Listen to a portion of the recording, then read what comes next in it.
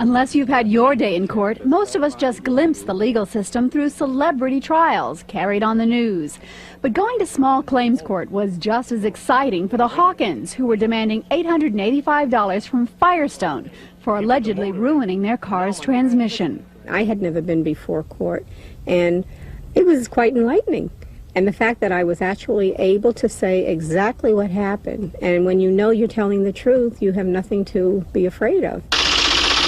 The state won't allow us to photograph a session of small claims court, but it's much like Judge Wapner's court. It's held in morning and afternoon sessions, so you must set aside half a day.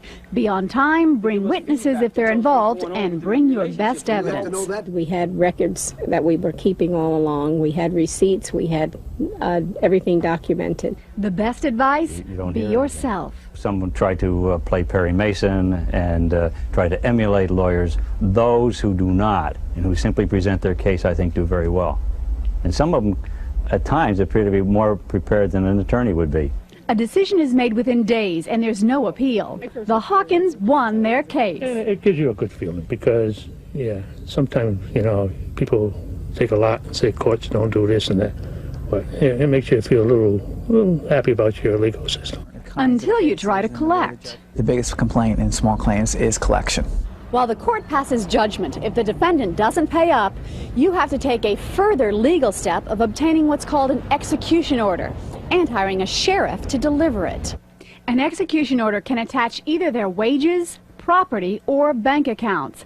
But you have to find out where those assets are located, and if they have no assets, you're out of luck. The collection end of it is not that simple. So you can win and still lose. You could win and still not collect. After 2 months, 4 trips to court, and a call from a sheriff, the Hawkins got their money through the small claims system. I think companies must realize that they should not be permitted and cannot abuse the public, as is done so often. So it was worth it, yes. Deborah Kent, Channel 3 Eyewitness News, on the Night Beat.